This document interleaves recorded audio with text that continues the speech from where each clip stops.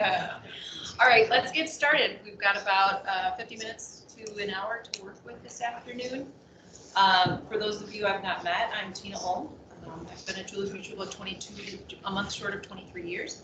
Most of that time I was in commercial lines underwriting with a lot of my favorite faces in the crowd. And from there, I kind of got a little adventurous and moved on to a different adventure within our company, and that was shipping. And so in 2017, we started with a relationship with an existing company. We later bought it, and we've grown it 6 times since that point. So 3 years, 6 times.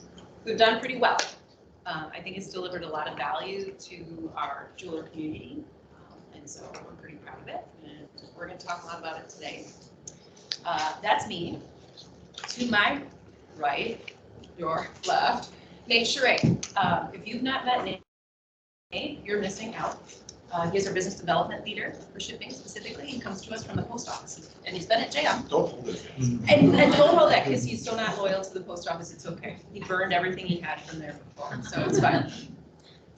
We're going to be very honest and transparent with you today on what we feel about different things in the industry, and hopefully that gives you a little more confidence as you work with your clients to understand what the system has to offer, and the value of the product and the like. So, me, 2 years plus you've been Just with us. 2 years and a couple months. Okay. Anything you want to add about yourself, sir? No, I think for those in the room that I have worked with, thank you for your continued support. For those that I may have not worked with yet, look forward to ask questions during the session. Our content's going to be roughly a little over half, hopefully a little over half of the time today, so we definitely want interaction, whether it's Q&A during the presentation or Q&A after. I think I speak for both of us, or feel free to interrupt at any point to keep questions coming and dialogue going. The one thing I'll ask is if you have the app, grab your phone, because we're going to need it here pretty quickly. What state where did you work for the post office? When did I? Where? So I was I covered the state of Wisconsin. Wisconsin. Yep. Which app? The event app. Oh, JM okay. Summit app, I'm sorry. Oh. The Crowd Compass guy? And then if you, there's slides for it, but if you click into our session today, towards the bottom, there's going to be poll questions. Don't continue yet, but just a little icebreaker, a little. Under agenda or under game or? You're going to go to your schedule or calendar. Solutions. If you want the 1 o'clock section. And then right here on the bottom, there's live polls. Don't go through and start answering the questions. We're going to have a fun little activity together to start. All right. So that's where we're going to access the questions. Yes, sir. Info questions. Yep. Not your amazing program. No. Not the amazing quality has under agenda. Okay, so let's talk about what we're going to talk about today. So we've got a very short list of things, but a lot of content to cover. So first, we're going to have a little fun with some trivia. It's not for pride, although it is for pride. There's some prizes, right? So the more questions you get right, and the faster you answer them, we've got some prizes to hand out. Then we're going to talk a little bit about the trends that we're seeing in shipping today. We do a lot to listen to our customers and understand what's going on. We also have a ton of data that we leverage, use, apply, learn from, grow from, all that kind of stuff. So we'll try to mesh all of that together and help you understand what's happening in the world of logistics today. We're going to talk about the safest ways to ship. Probably all have been asked by your customers, what is the best way to ship? What carrier do I choose? What other service elements do I need to know? Tell me the best way, please, because shipping losses are painful. And then we're going to talk about what's ahead for shipping solution. We are evolving. We have been evolving over the last 3 years. Scott did not lie when he said it was ugly to begin with. Right? We'll call the baby ugly. We've done a lot to improve and change that customer experience and how they interact with us on the user interface. We've tried to make it, Mike Alexander would say, stupid easy. Make it stupid easy. Easier said than done, but we've made a lot of progress in that regard, and you'll see that with the demo that we'll do this afternoon. Just to give you that flavor, if you don't have your own Zing account and you're not seeing, touching, feeling, showing it to your customers, there's an opportunity to check out what's in there and the experience that your customers would have as they move through our solution, arrange for their labels and insurance all at the same time. So that's the planned agenda for today. All right, Nate, let's have some fun. And this is session 1, so troubleshooting may have to arise as well.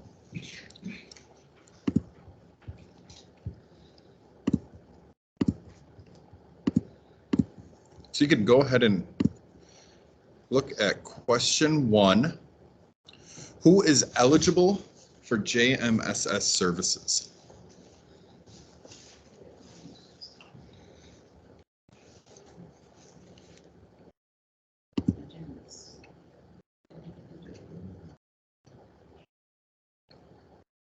Oh, looks like 5 results come in. How did you say it again? So you should be able to go into your schedule. If you go to the agenda and then click on the Jam Shipping Solutions and then scroll to the bottom. That's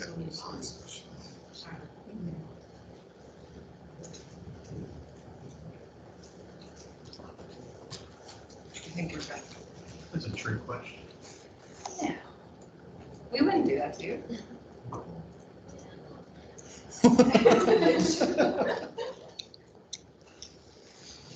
So as it's teetering back and forth, currently the shipping solution is available for all businesses within the U.S.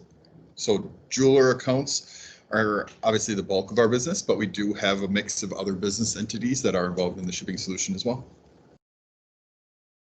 Which is the right answer? C.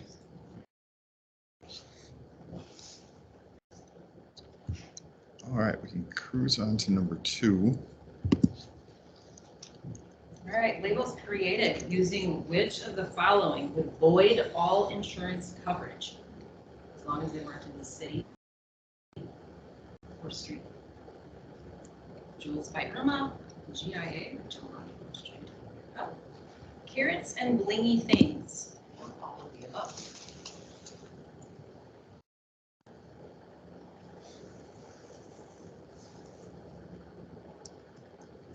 Still some of your sentences. No, it doesn't give anything. Well, apparently you can change your answer.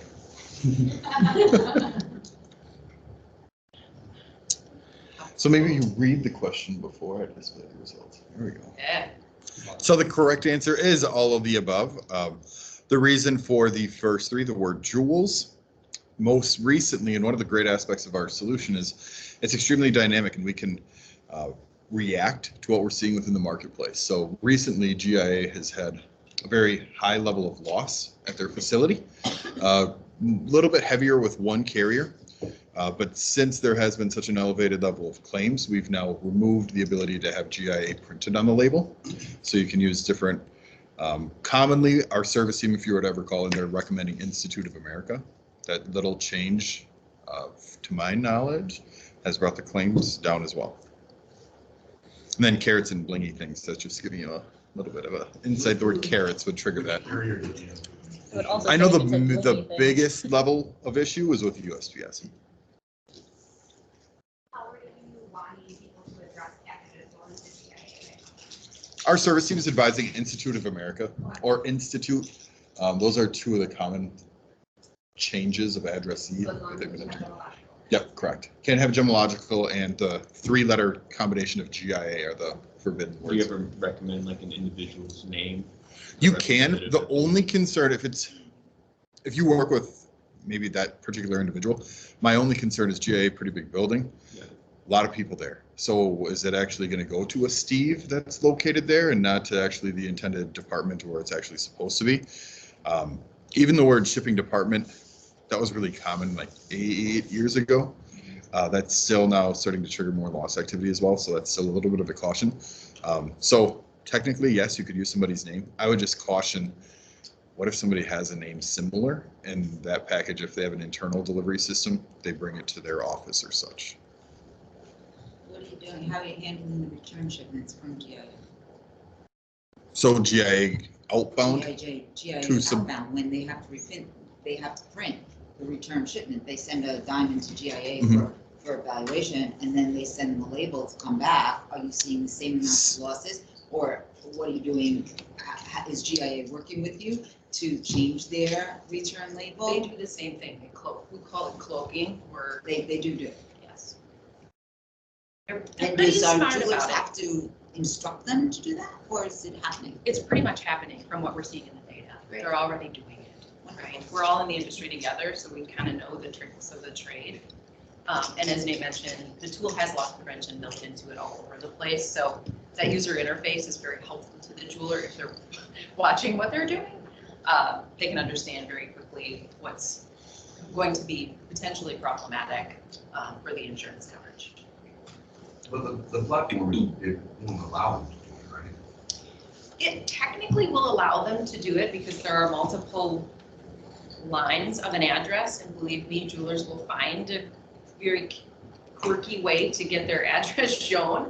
So we scrub it for all of that information, and then we loudly speak to, this is not approved language, unless you're in the street address or city name, this is not cool. You're gonna have to modify it, or there's no insurance kind of thing. It's pretty clear on screen, and we can show that in the demo, Nate, a little bit later on. What about zip codes? 10036. We do not have limitations on zip codes. The only thing we've done is USPS into, 1736. I always just say 100. Oh. New York City, generally. Yeah. We have a limitation, meaning a cap on the value that you can send there via that carrier and service type. So it's USPS, Priority Mail Express. We literally say, this is our limitation, use another carrier if you have more value than that. And we do not get pushback for that. I think the jewelers are very appreciative of the guidance that they get in that process, and it's all, again, based on the claim data and statistics that we've got. We're helping them make good, informed decisions in that process. But you'll actually ship it into that. We will zip ship it in there. We will. Same thing with LA. I know that Yeah, some of I don't our know that zip code. competition But I do know what it is. has restrictions. Yeah. All right, let's roll. Yeah, one more question. Oh, yes, sir. Have they kind of figured out, USPS or whoever the other shippers are, why there's the increase of thefts involving GIA? Have they done any? I think we weren't as smart leading up to this point about the labeling of packages. And it's, again, the post office, so there's a lot of corruption and pickiness going on there. The trend of loss activity, it's not just GIA, right? It's across the board, across the country. Yeah. All right, I'm gonna read the next question. And then Nina put it on screen. These are a list of e-commerce cart integrations that JM Shipping Solution offers today.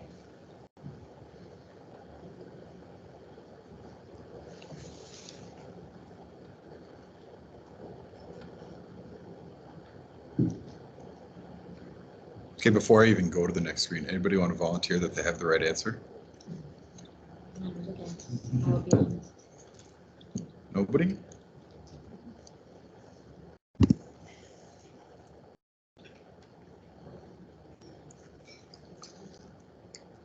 So there's almost two right answers here. Almost is a keyword. Today, as it sits right now, Etsy and Shopify is the correct answer. In a matter of days, literally days, WooCommerce will be ready to go.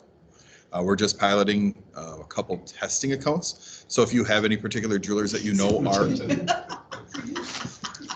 if you have anybody that is with WooCommerce and looking for, they could potentially be a tester for us, please let me know.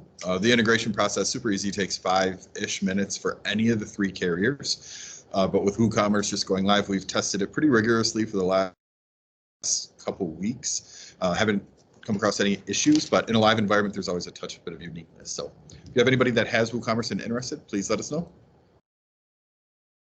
All right, your next question is, rate the carriers on a loss frequency perspective from best loss frequency Wait. to worst. What was that? You told us technically at least. We give hints, yes. Well, you would narrow it down. Worst to best or best? Best to worst. That's the word. Least Preferred amount of to, claims not to so much. most claims, we'll say. So best is they have the least those frequencies. Correct. Correct. Lowest number of claims to the highest number of claims. Right. I'm waiting to see what the screen is. The group is correct. FedEx currently has the lowest claim ratio, followed pretty closely by UPS. They're very, very close, especially when you break it into different regions. They're pretty close. At a distant third right now is the Postal Service. Do you think the postal service is more carelessness and stupidity than it is theft? They really do a lot of dumb stuff. I think the biggest, okay, there's, Although is this percentage or actual amount lost? Because it could this is it's a claim ratio based on how many losses per X Probably package. more sent through. Yeah, there's more through post offices. The post office is the number one delivering package organization, but the frequency of loss is much higher through the Postal Service than the other carriers. Your question, I can answer it. My opinion. I think the biggest difference with the Postal Service is, like everybody else, everybody's struggling with staff. The Postal Service is no exception. And I think the accountability level at the Postal Service is a touch different. They have two of the strongest unions in the world. And I think that can create a little bit of a unique accountability standpoint within some of the delivery methods. But their infrastructure of how they deliver their tracking methods, everything like that, it's the same as the other carriers. It's the exact same. They have the same capability from a technology standpoint of how they deliver their routing. Everything is the exact same, if not superior. But Well, they use the FedEx planes, don't they? They use a lot of different pieces. Although I want FedEx is one of the partners. There's another breakdown for FedEx Secured and Parcel Pro, because I know they both use each of their own more secure. This alters that. This is Parcel Pro technically UPS Capital is UPS. Yeah. But this looks at our data. Obviously, we don't have Parcel Pro's data, but through our UPS network, this is the experience that we have. Is Parcel Pro still pushing FedEx? I can speak to my experience where it's more UPS heavy. FedEx got rid of that relationship. I see a lot more UPS with Parcel Pro than FedEx. I randomly will see a FedEx interaction, but it's minimal. I think if you weren't a large FedEx user, they've said, here's your UPS option. Here you go. That's pretty much all you got. So I would say it's definitely in the 20 realm and not 90-10. Yeah. They offer today. Okay, we got 4 questions and trivia left and a lot of other content. Put the gas on just a little bit. Okay. All right, next question. What JMSS choices does a customer have when they move their business outside of Jewelers Mutual Insurance Company?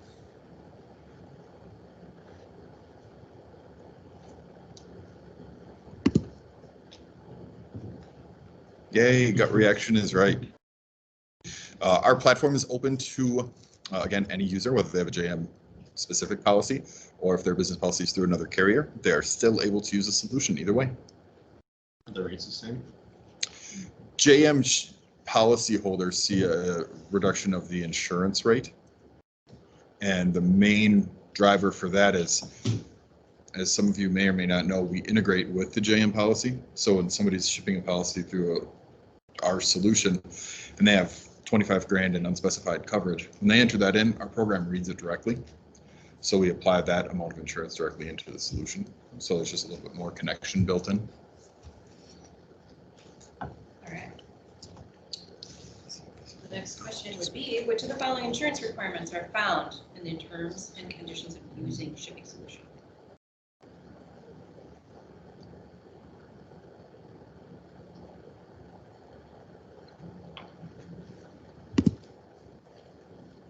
Okay. All the Wow, above. you guys are like studious. It's perfect. 100% perfection. Yes, labels must be sticky onto the box. No envelope type, no window type stuff unless you're going overseas and you absolutely have to. Claims reported within 30 days of loss or within 5 days of the jeweler knowing it. We try to spread the word. I know this is a very painful point. I'm going to talk later about our solution to this, our fix to it in the months ahead.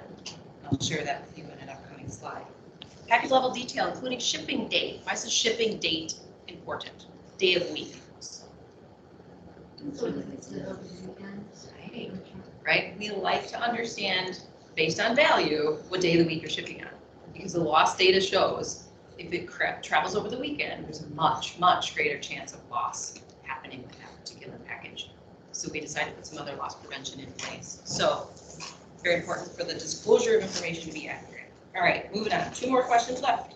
So when they put their information in, and let's say, I put $40,000 for a USPS package or something like that, would it say like you cannot do this? Does it give you other options or? It does. If you're coloring outside the lines, as we say, there are messages on screen that help you understand what your choices are and why this particular one doesn't work.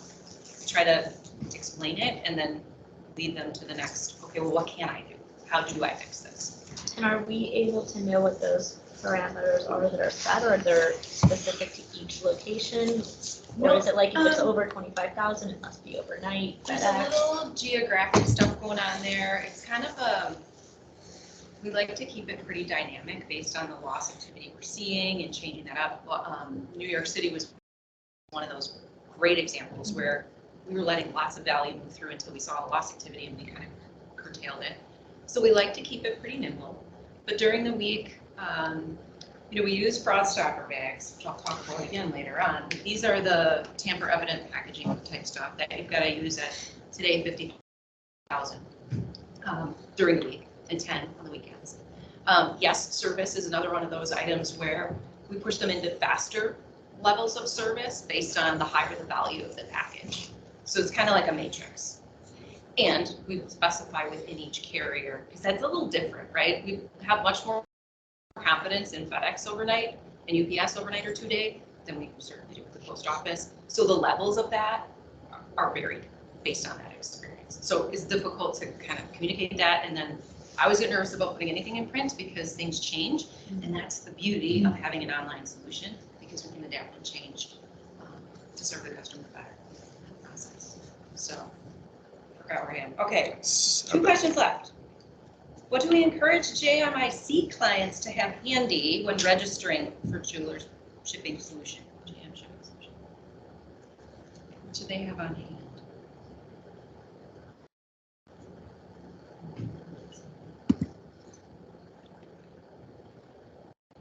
Account number, policy number, those in the zip code. The reason for that is if we can validate them in this fashion, if they can put their account or policy number in and the zip code, they basically have the fast pass to registration and they're ready to ship. So as long as we can understand who they are and validate that, smooth sailing through and they get to ship right away. It's an automatic system processed approval and move it through. If they're not, they just have to stop off and introduce them, know your customer type activities, internet searches, phone calls, interviews, a little bit more. Even so, Nate, I would say are we on like a 48-hour turnaround on those non-policy holders? A non-policy holder will receive communication from myself or Cameron within 24 hours of signing up. And then most of the time it's our request to let's get a call scheduled.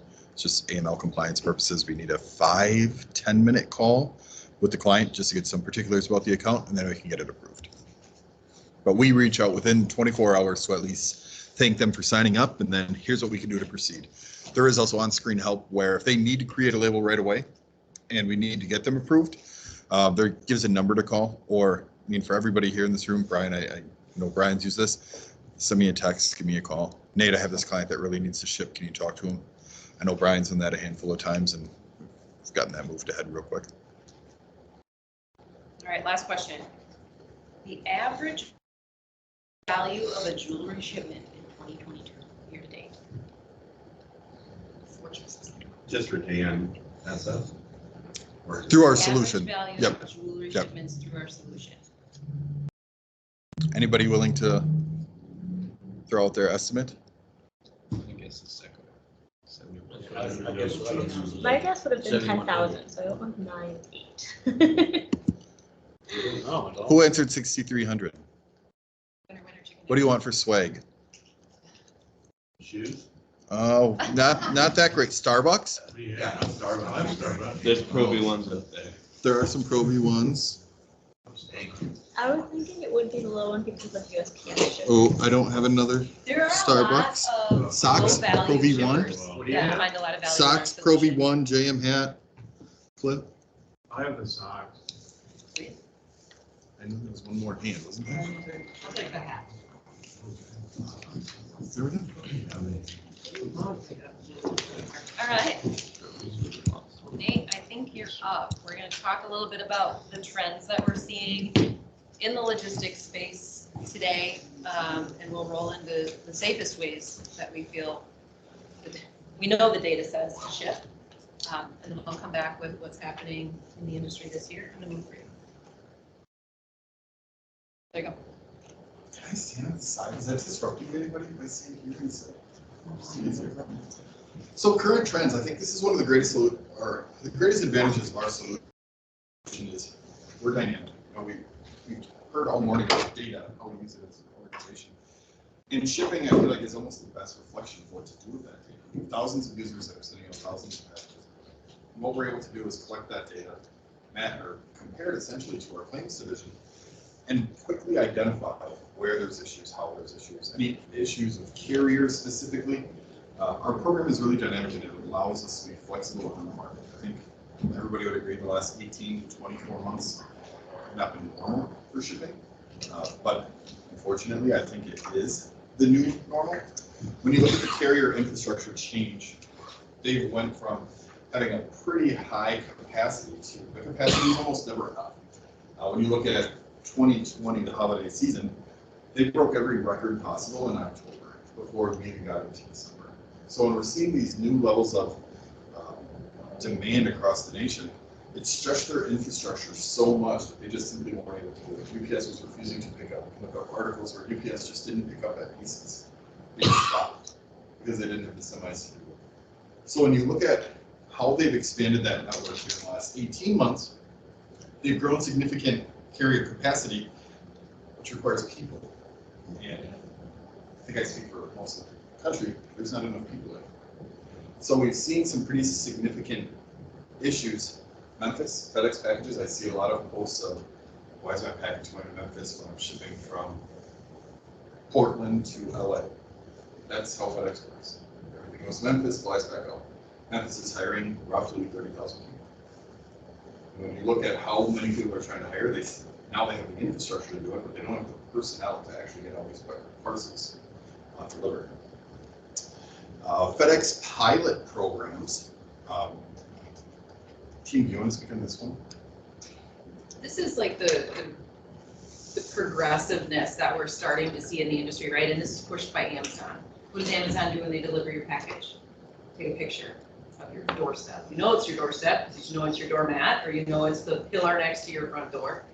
So they're starting to get more progressive in the line of safety and trying to compete and, you know, keep up with the Joneses kind of thing. So two things: GPS tracking devices, which we ourselves as JM Shipping Solution have piloted.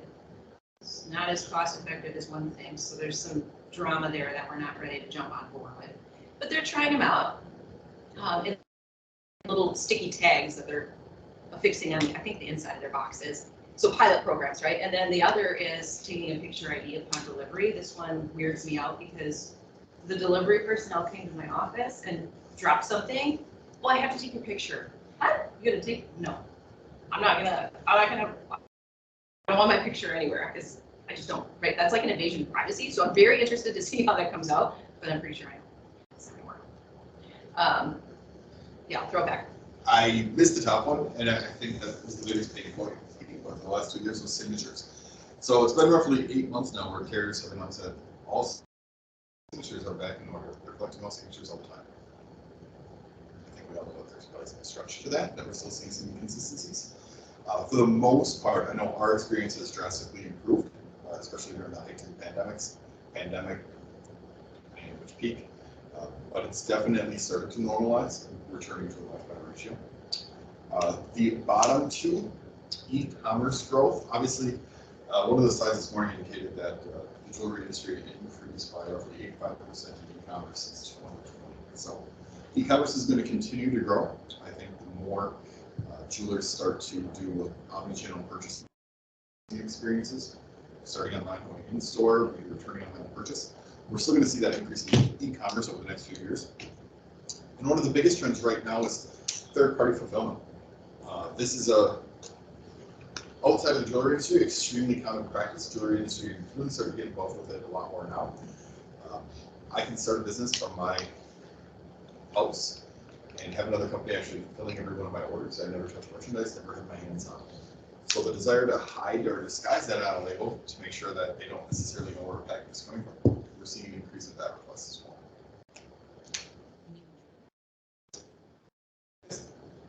The shipper, whoever's still shipping the package, would still need to follow all of our protocols. And me, as the jewelry store owner, I can email the label right over to the distribution center.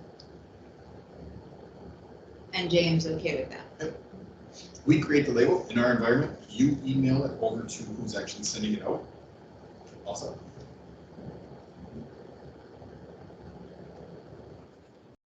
And adhere to the package. Yep.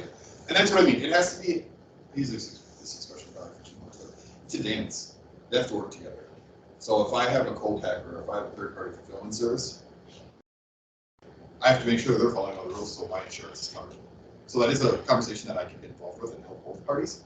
But yes, whoever's actually sending the package out would still need to be responsible for following all of our protocols. But if so, there's coverage. So all these people selling jewelry in other homes and drop shipping, that's how they can do it. But they've got to have the account and actually do the label, send it to whoever's packaging it. Okay. Or, I mean, there's another way. This, again, it's all about the account. In our solution, you can add in multiple locations, multiple users. If they were comfortable with adding a user for that location to ship the package out, then that facility could essentially create the label on their home if they're still going to follow the protocols. So you can bypass that. Does it matter if their address on their account has nothing to do with shipping? It's neither coming to their place or being shipped from their place. Let's say they have a partner and they're the ones that's going to do the shipping on their label, but it's not going to any of the addresses that are on the account. Well, the biggest obstacle there is how the freight's calculated. So that return address in our solution needs to be where the packages were shipping from today. And the reason that's how postage is calculated, we try to be a little bit more transparent. We're not FedEx and UPS, ship a package today for $20, invoice it for $35 in 5 days. That's not our methodology, it's not what we want to do. We want to make sure that that zip code is correct upon label creation, so you're charged, to our knowledge, everything correct is entered in. You shouldn't see a reconciliation charge later. So weight does not matter on the package. Weight doesn't. All right, if I've got a guy who takes in scrap gold, we got jewelers that send, they buy scrap gold and they send it to him. He sends it to the label. Yep. How does it figure? So that whole business dynamic, we have that business dynamic. I like to be involved with because we see an elevated claim ratio in that business model.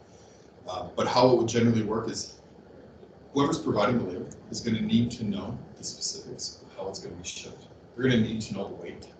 They're going to need, if they're providing the label, they're probably making the assumption that they have that type of packaging that's selected during the label creation process. That would need to be known. In our process, just sending a label and we'll charge you later for it, that's really in a business model that we've seen a lot of connectivity with, and that exact value of full buying representation. So we're happy to work with you. I have somebody you need to call. Okay. Safest ways to ship, try to push through this. We just want to give some visualization to what we kind of touched on briefly. Closest to me, overnight. As we get further away, it gets into the 3-day ground segment as well as international. So it's just a quick visual representation of overnight, a very strong experience when you look at both FedEx and UPS, and then you start to see this maroon, I think is the color, categories start to escalate for the postal service. What do these numbers indicate? Is that like how many losses per Yeah, it's a loss shipment ratio. or something? Yeah, it's a frequency ratio. International. International is a tough time range. Don't use the post office. Is it loss per 1,000 packages sent or per 1,000 value? Packages. So FedEx is our winner, that's our preferred. I will not write that down, I will just tell you. It's you get what you pay for. The easiest way to say it, and I have this discussion with Julie as well, is regardless of previous activity, Postal Service usually is very affordable, very low price. When I see stuff like this, you know, you can get what you pay for. Pay a couple more bucks with FedEx, a little bit more reliable, or a lot more reliable. So a package goes missing, what do you guys do? When a package goes missing. So we have direct connection, or direct relationships. with the carriers. We have individuals that we're able to reach out to right away. So either get claim recovery, figure out what's going on, is there a delay? They have the capability to look into that. Yeah. We also have some proprietary software, we call it Radar. It runs behind the scenes of everything. So here should be a package overnight from Wisconsin, California. There's a strong idea. It's going to receive 6 to 7 scans. If our software indicates, hey, it's been 3 hours, there hasn't been a scan, or whatever that time segment is, there's a flag that goes off. So then we literally have team members that review this program, and we look at those packages that's developed as a flag for an exception. And then we can proactively, hey, this package is worth 80 grand, we haven't seen a scan in 24 hours and it's overnight. We notify the customer, and then we also carry a chart and figure out what's happening.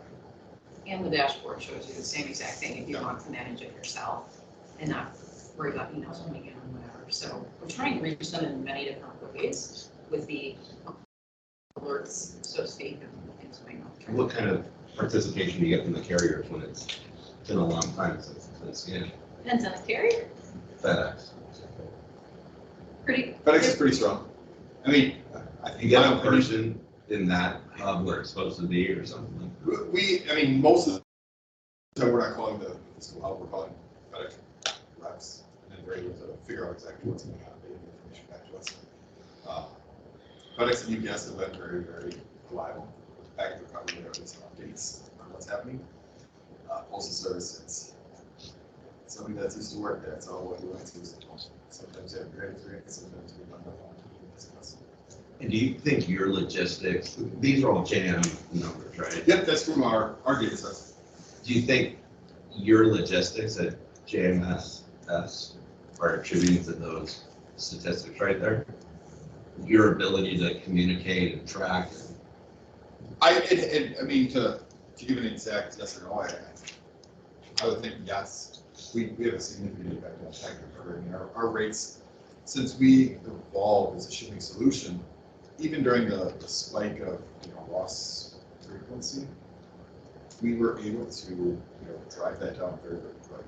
I mean, I know she will see with claims, and I know that our team and the extensions of our teams, the carriers themselves, we've been able to recover numerous packages, find out what happened, get a redelivery.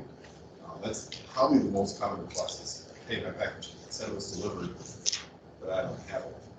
Being able to work down to the carrier, figure out if they deliver to a neighbor, or do they need to attempt to delivery again. We have a lot of success with it. Did we get every single package?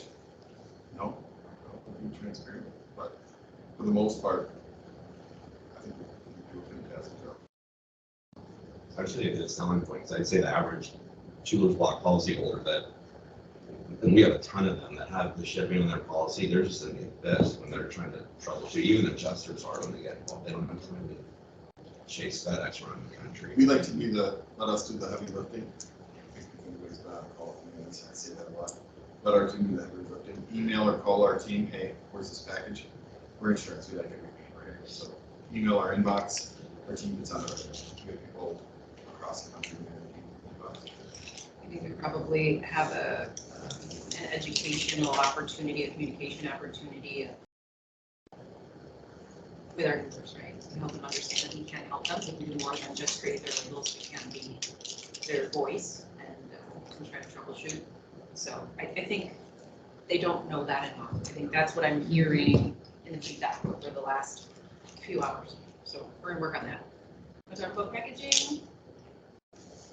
Excuse me. Obviously, we have a different goal than some other carriers. We want your package to blend in with everything else. No customized packaging, no customized statement. We want your package to look like it's a cell phone cover, just as much as a jewelry box, just lowers the percentage of claims. On the screen, we give help. We have limits. We're not like some other carriers. You don't have to double box. I strongly recommend it. You can see from the analytics as well. Envelope is the dark color, or the maroon, I think. can see there's definitely some elevated loss activity with that product. And then you can also see that teal, that's a custom box. So that would be your own cord, your own brown box. Hopefully nobody's ever reusing anything. But you can see the increasing claim activity with that custom packaging compared to the best scenario, which is a carrier box. UPS supplied, FedEx supplied, USPS supplied packaging has the lowest claim ratio. Commercial and residential. I think everybody, there's no secret to this. Porch pirates. They are really good at their job, and they've had a lot of opportunity over the last 2 years. So you can see we definitely have an elevated loss experience when it comes to a residential property. Commercial, so your wholesalers, if they've had a very clean run the last 2 years, I understand. Great customer is a FedEx overnight adult signature wholesaler. I mean, that's your best scenario for a shipping customer. So the huge point of pain, I think, on the industry is every carrier has a different residential policy. We allow 75,000 to a residential address. After that, it has to go for carrier pickup.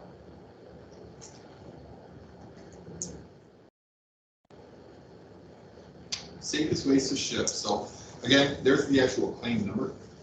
It's much higher, roughly 200% of residential claims. That's not bad.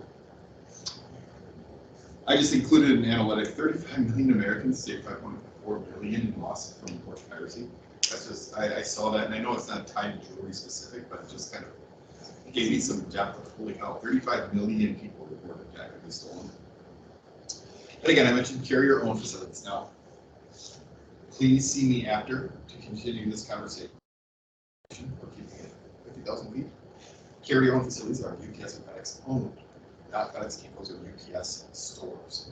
Those are franchise most common. So carrier-owned facility is the key driver where you want to package to be out. Maybe I missed it. Those FedEx stores that they changed from Kinko's are not owned by FedEx? Most aren't. Really? Most. I didn't realize that. Same with like FedEx at Walgreens, whatever it's at. Dollar General, CVS, third partner. Most of those third parties are not. So my Kinko's that is FedEx now is owned by a third party. Most of the time. Not all the time. There are some UPS stores and FedEx depots that are overly owned. It's very few, and they're usually very heavily in mass metro markets. I mean, clearly is labeled FedEx office. Same as UPS store, but UPS doesn't own it. Yeah. Again, that's a deep topic. I'd love to have a conversation, but it could take up a whole hour by itself. So those aren't safer than. No, because it comes out of the delivery scale. It gets delivered when it gets to that building, not when the end user picks it up. FedEx, you ship to a FedEx owned facility, it gets scanned, pickup ready, and then when Nate Charais goes to pick up his watch, it's scanned and delivered. Do you have a list on your website of the FedEx owned facilities? In development. We're gonna do a little bit more with that in the months ahead, because I think the best opportunity is right at the point of sale. When they're buying that label and we can recognize the address as one of those not so great options, we're gonna display something on screen. So they have that guidance right then and there, that that's probably not the best option for them, or at least know full well that if you're sending it there, insurance ends at the point where it's delivered to that location and not when the recipient comes to get it. So there's that education piece that we keep trying to bring to the jeweler through this tool to deliver that extra value that they wouldn't have known or had before. The only unfortunate aspect with a lot of the stores that I insure, they're running when it comes to doing their labels. They're not walking. And they're trying to get it done quickly, and they come to an obstacle at the end. They're always picking up the phone and calling Brian. So, unfortunately. No, they don't, they call David. No, they call. All right, you all. Nate, Again, so priorities for overnight are definitely priority mail, overnight express, or overnight are definitely from the previous slides going to be the best claims experience. Adult signature, again, mentioning the carriers. Now we wanted to include what's the worst, just for perspective. So you can see the worst claim ratios are flat rate and bulk with the window. Makes perfect sense, but I'm still seeing quite good. I just want to point out as well, number 6 is custom box. So you have all that USPS stuff, but then there's still custom boxes right in the mix. So definitely carrier packaging preferred. Do you have wording on drop boxes, Can't use board's insurance. even if it gets picked up and scanned? I mean, you run into a technicality, we'd say don't use them at all. Right. Because if a semi hits that drop box, there's no coverage on it. Somebody reaches in and steals everything out of it, there's no coverage on it. Right. I was wondering how JM would come at a claim if it was picked up, scanned, dropped off at a premises and. You void insurance, per the terms and conditions, it's written that you void it. Once you drop it, you void it. IFS is the same language. It's just terrible practice. It's just terrible. You lose the chain of custody, right, through the process. So, Sheila would handle it, yeah. It's so easy. All right, it was like, okay, couple of things that are happening in 2022 going forward. There's some really positive things, and then there's a couple of things that we need to modify if we're sending the wrong message. First one, claim reporting window. I have heard, Nate has heard many times, 30 days is not enough time to file a shipping claim. Right, Seth? Yes. So what are we gonna do with that? We're gonna give the customers the power of choice. So in the Zing solution, we are going to allow them to pick. So when they're purchasing their label, which we're probably gonna run out of time to demo, but they will have two choices right next to each other. Two columns. You want a 30-day reporting? Here's your cheaper price. Here's a little surcharge for you if you want a 6-month reporting window on clicks. You choose. You choose based on who you are and how you work your business. You choose on what's best for you. You choose on the price you want.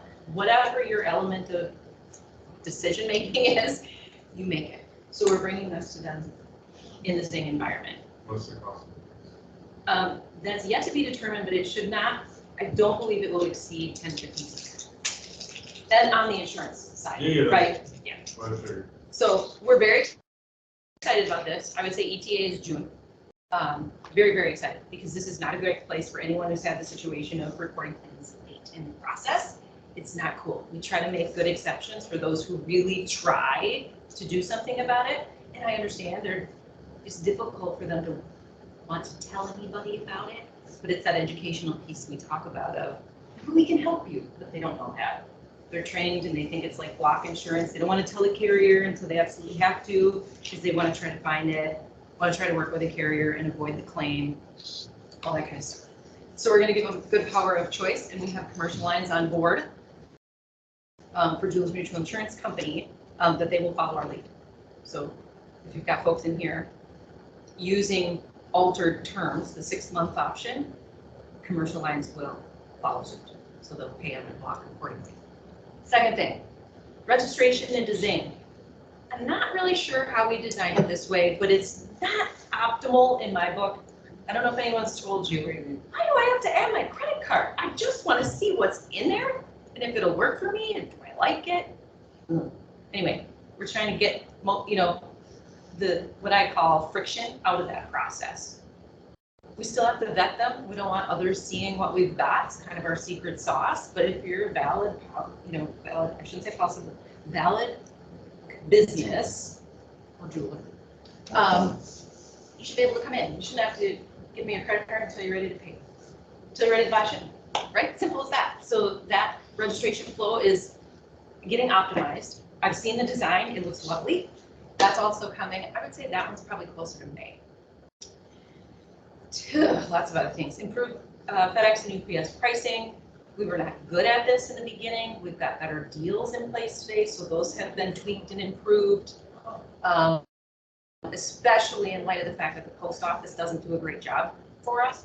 Wow, I was just sort of throwing that right out there. We're trying to send the right messages based on the offerings that we have, the pricing that's out there, trying to guide those decisions in the best way we can, while still letting them have that choice.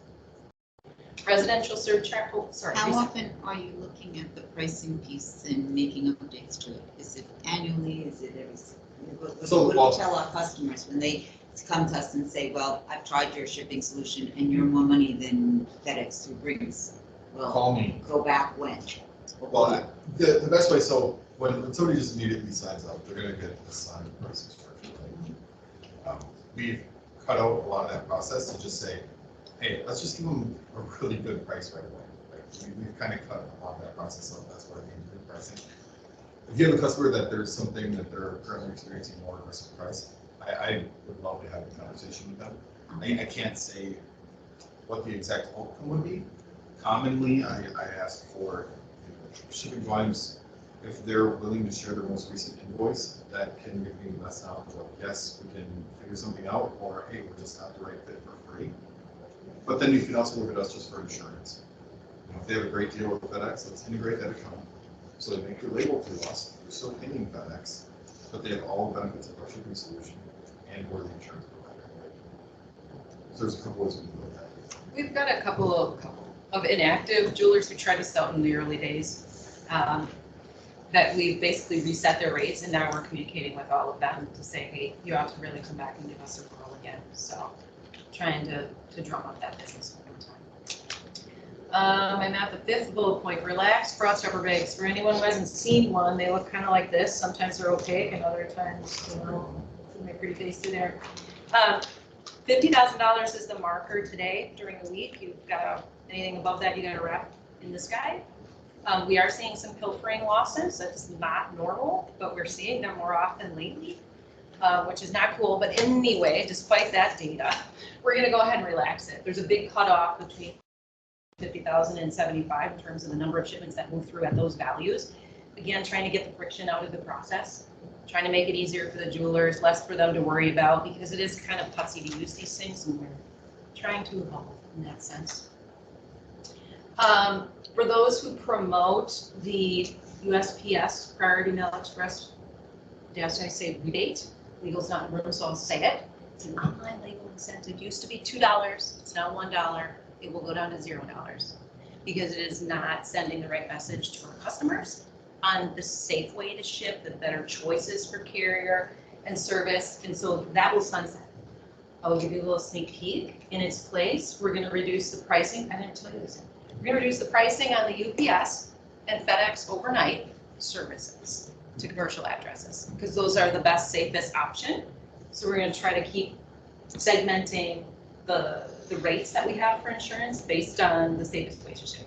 That's just the basics. So in addition to that, we've got APIs out there for customers who are a little more technology forward and want to continue to connect their systems with our systems to produce those labels and feed that data and information so they don't have to key it. Our APIs are getting spruced up. They were good, they just weren't as current as they could be. In addition to that, we've got e-com. Anytime we've got e-com signups, Nate's been hand-holding them into the sign-up process, and we'll have that now available from a self-service standpoint in the very near future. I don't know the date on it, do you? I think it's May or June. 4 to 6 weeks. Yeah, I mean, we're not that far off, so that's pretty cool.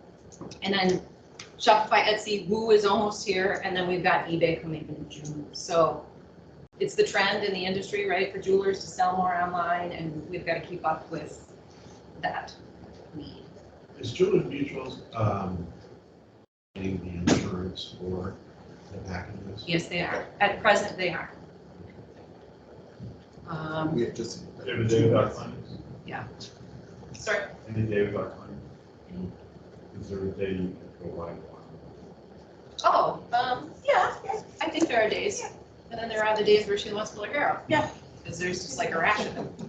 But just some statistics, because I know some of us have been with us for the long haul, and our service and shipping solution was not awesome to begin with. We've got that under control at this point. And we've done a lot in regards to changing the user interface based on that customer feedback in the process. You know, they tell us exactly what they don't like, and then we try to do something with that. So we've got, you know, try to answer those phone calls within 30 seconds. We're getting pretty good at it. It's 80%. The industry standard is about 70%. We're already at 81. I don't have a 2022 number, sorry. But the calls by package volume, this one was an important metric for us.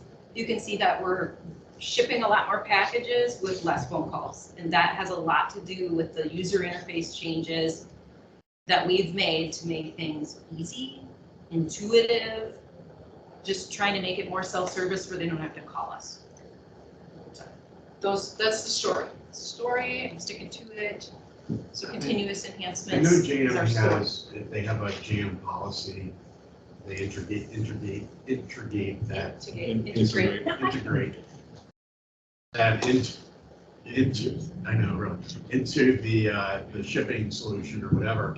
If they have a Berkeley policy, is there any way to manually integrate that into in the future into your system where it would understand the coverages under the Berkeley or Lloyd's policy? So it takes a little bit of technology magic to make that happen. You Yeah. don't have a connection into Berkeley, but I will tell you, you can manually set it. Okay. So if you've got a customer who knows exactly what their policy says, we can help you configure those. Just know that your customer has to manage it. So any changes they make in their block policy, or if the thing isn't enforced at the time, there's not a lot we can do. From the But we- automation. go ahead. Just the automation standpoint, I know other carriers, it's more probably in their policies, percentage deductibles, that one we can't automatically program. Okay. So there's still gonna have to be some work on the client's end to figure out what 5% is. If it's a flat number, $1,000, $25, even numbers, no problem at all. The only systematic one that we can't automate is that percentage or on All right, we're totally out of time. Didn't have time to. Do you know what average pricing is on coverage? Like if somebody shows $1 million, what would we pay? I know the rate. I can Throw it. do the math numbers. FedEx overnight shipper on $1 million of coverage, ballparking it, you're gonna be around 1,500 a year.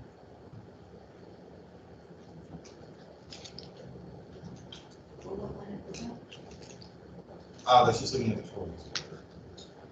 On $1 million of coverage, purchasing your, Doesn't have a limit. well, no, but if you're shipping a $50,000 package, it's gonna cost more than that, $3,000. Like $1 million. Well, looking at $1 million of exposure. I was asking in general, you did great. Per package, there's gonna be variance. That's gonna go into your rate. Your limit per package is gonna go into Under your rate. 25, over 25, we do a break there. Yeah. Usually. Depends on carrier, depends on service. Did I do that? Sound good? We do have cards up here, so we did want to provide a demo. I'll still throw that open if you want to see the solution over the next couple of days. Literally, it'll take me about 10 minutes. We can just pull up the table at any other point. Happy to do that, or if you want to schedule a time this week, next week, can always get an invite sent over. So I still welcome the opportunity to just kind of show you what the solution looks like for those that haven't seen it. We've got the trade fair option tomorrow afternoon, Yep. 3 to 5. That would be a good opportunity. Otherwise, his business card is up there, mine's up there. Grab one, and we'd be happy to share. Sorry, we ran out of time for that. All right. That's Thank a you. wrap. Thanks, everybody.